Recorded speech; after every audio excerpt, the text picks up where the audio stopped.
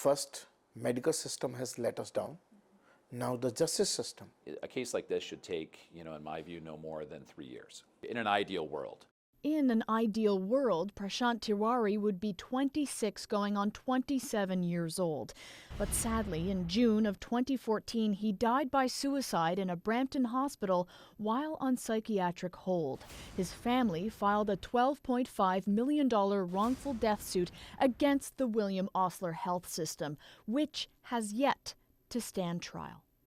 We attended for a trial in Brampton, and we were told that although there was a jury available, there was no courtroom available. And that included not just Brampton, but Kitchener, Orangeville, Toronto, and Milton. No courtroom available until 2021. Is mental health any priority for the government of Ontario, for government of Canada, or for the judicial system? Ontario's Auditor General actually flagged the courthouse backlog as a real problem in her 2019 audit, and she's tried to take a crack at it. Quote, "During our audit, we experienced significant scope limitations in our access to key information related to court scheduling." The government says this year they've simplified the court process for smaller claims in an effort to move them through quicker. And so the Attorney General's office says we should see wait times shrink in Superior Court this year. What's at stake when we have this kind of backlog? There's a number of impacts. First of all, it calls our judicial system into question.